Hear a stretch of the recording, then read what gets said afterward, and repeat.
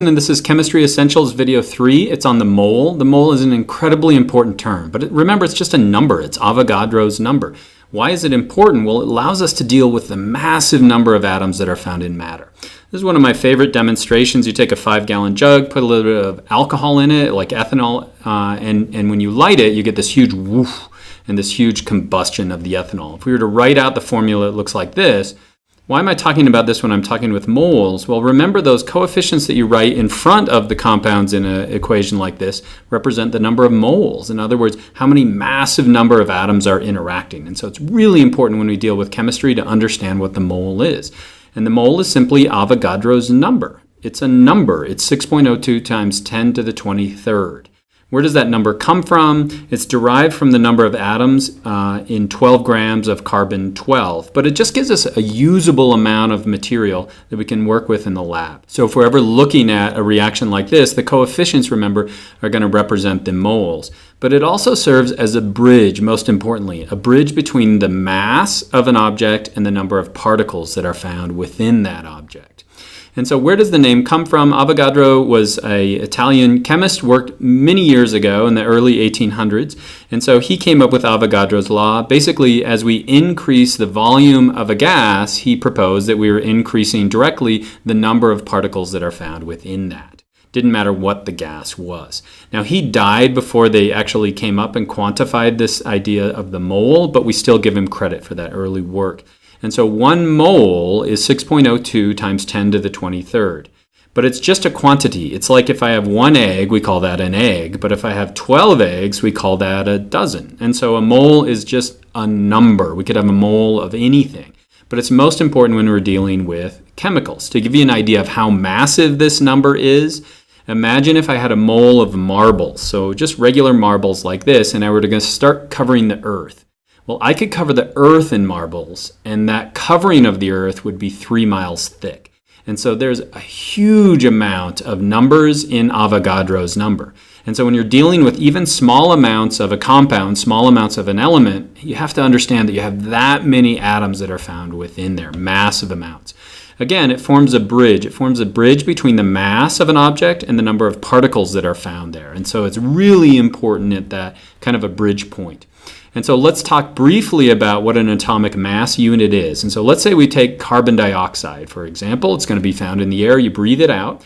Its atomic mass unit is going to be the mass of each of the individual atoms. And so we have 1 carbon, so we could look on the periodic table, and the atomic mass of that is 12.01. And then we're going to add 2 oxygens. Each of those are 16, and on the periodic table we could find it here. And so its atomic mass unit of carbon dioxide is going to be 44.01. And so what is an atomic mass unit? It's the mass of 1 nucleon. So that could be the mass of a proton or a neutron. Now, why is that important? 1 mole of carbon dioxide then is going to weigh 44.01 grams. Let's say we're looking at nitrous oxide. Could you figure out the atomic mass unit of that? You could pause the video and try to figure this out. Well, you'd have to find the nitrogen, you'd have to find the oxygen, and we'd simply add that up. So it'd be 30.01. But if we had a mole of carbon dioxide, that'd be 30.01 grams. And so it forms this bridge between the mass of an object and then the number of particles that are found within that. And this is where sometimes people get confused about the mole when they're trying to make these mole conversions. And so let's say I had 9.01 grams of water. It's about almost 10 milliliters of water. And so that'd be about 2 teaspoonfuls of water. And let's say I wanted to figure out how many molecules of water are found inside there. Let me show you how the mole can act as a bridge. So we have 9.01 grams of water. The mole is going to act to convert that into the number of particles. So first we use this mole conversion. Remember, 1 mole of anything is going to be the atomic mass of that in grams of water. So where am I getting the 18.02? I'm adding the 1 oxygen, 16, plus the 2 hydrogens. And so 1 mole of water is going to be 18.02 grams. And so what I could do is I can cancel those grams. So now I've converted it to moles of water. Now we use Avogadro's number. And so I'm going to take 1 mole of water is equal to a number of molecules of water. So 1 mole is equal to Avogadro's number of that. I can now cross off my moles, and now I can solve for the number of molecules of water. And what I get, the math is easy here since I'm taking this dividing by 18.02.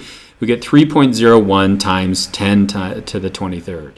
And so, I mean, wrap your head around that for just a second. 2 teaspoonfuls of water, the number of water molecules that are found in there would cover the Earth in marbles if we converted those molecules to marbles 1.5 miles thick. And so now let me give you one for you. Let's say we had 5.272 grams of glucose, C6H12O6. Could you convert that to molecules of glucose? And so here are the atomic masses here. I'll put the answer in the video description down below so you can check and make sure you're doing it right. Remember that mole serves that bridge. It's also incredibly important in chemical reactions. This is one of my favorite reactions. This is a thermite reaction. We're getting a combination of iron oxide with aluminum. And so since it has the oxygen source inside it, this would burn underwater if you wanted to. Okay, so what did we learn in summary? Could you pause the video and fill out what's in the blanks?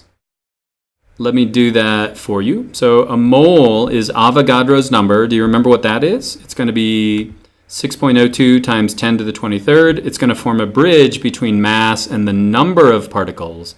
And then we use it to quantify chemical reactions. And so when we're looking at those coefficients in the front of any kind of a chemical reaction, it's going to tell us the number of moles. And so what should you have learned? Did you learn this? That the mole allows us to connect particles, moles, mass, volumes all together, both qualitatively in the form of, for example, a chemical reaction where we're writing that out, and quantitatively, actually calculating the number of particles in material. So that's the mole. It's just a number, and I hope that was helpful.